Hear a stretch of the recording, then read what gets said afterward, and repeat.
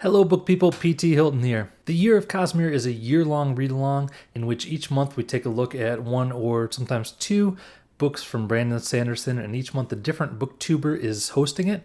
This month I have the honor of hosting it, and we have been reading one of my favorites, The Way of Kings. So in honor of that, this week I'm going to be giving you not one, but two videos related to The Way of Kings. For today's video, I've been doing some digging in the darkest corners of the internet, and I've come back with 5 fun facts about the Stormlight Archive. The Stormlight Archive is a projected 10-book series. Brandon Sanderson has talked about how this is his baby. This is this idea he's had for many, many years. He first came up with the idea around the year 2000 or so, and he's just been waiting to write these books. He has talked about how he believes that we haven't yet reached the potential of what's possible in the epic fantasy genre, and this is his attempt to kind of move the genre forward with these huge books that are, each of the books he thinks of as a trilogy in and of themselves that could be broken into 3 separate books. They're long enough to be, and also a short story collection, because each of those sections is broken up by these interludes, which are like little short stories. He also considers it an art book because it does include a lot of art. So like I said, the first book is The Way of Kings, the second one Words of Radiance, the third one, the working title of it is Oathbringer, kind of moving away from the blank of blank type thing. But the main idea is that each of the 10 books focuses on one of 10 different characters, is kind of the main character, and we learn the backstory of that character, while at the same time it has a ton of different POVs, and these other 10 characters who are going to be the main character of other books are sprinkled in there. Really, really interesting concept and fun thing, and I can't wait to see where it goes. The medical stuff that's all in The Way of Kings was reviewed and fact-checked by F. Paul Wilson, who is a great writer, and he is also a working physician. I think he's still working. He's a family physician. He is the author of the Repairman Jack books, which are great. They're not marketed as urban fantasy, I think, because they were, when they started coming out, the term urban fantasy wasn't really widely used like it is today. They've been coming out, there's 20 years or so, I think, that they've been coming out. But I think it very much is like a urban fantasy kind of thing. It's this guy, Repairman Jack, who's you can hire to fix situations for you, and usually it ends up being a supernatural thing. So if you like Harry Dresden or something, maybe check out Repairman Jack. The numbering of those is weird. Maybe I'll do another video sometime on Repairman Jack, because I am getting off track on talking about F. Paul Wilson. But I like F. Paul Wilson. He's great, and I was excited to see he fact-checked the medical stuff in The Way of Kings.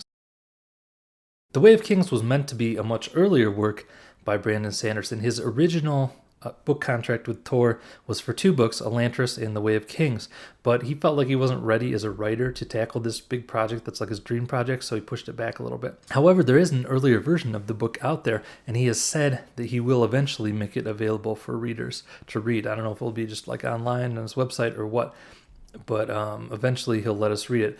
He hasn't yet, because the way the series has grown and everything, some of the things that are in that original version of The Way of Kings are now taking place much later in the series, so they would be a big spoiler for stuff that is yet to come. But eventually it'll be cool to see that original book.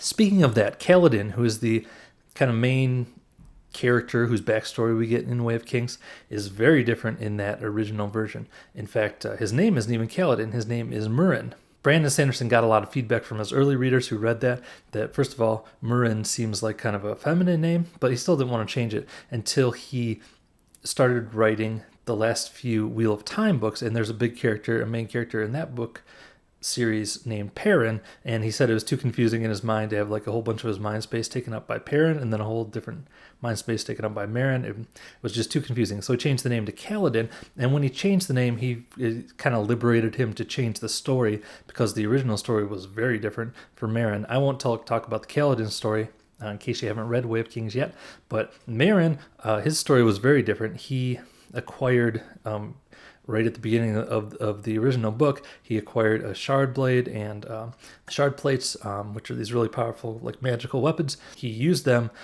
for the rest of the book, and his main conflict in the book was about trying to decide whether he should be a surgeon or whether he should be a warrior, and kind of reconciling those two, which, if you've read Way of Kings, you know is very different from the story that we ended up getting from Kaladin, which I love Kaladin's story, so I'm pretty glad that he changed that.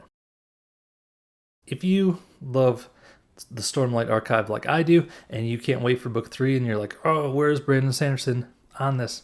What's going on with it? You can go over to his website. He does this cool thing where he has like a progress bar, basically, and he shows like what percentage done he is with his different projects he's working on, and you can see what his percentage is at. But I love when writers do that. I think that's a cool look behind the scenes. I know other writers do that. I know Hugh Howey does that, and I'm sure there's others I can't think of right now who do that.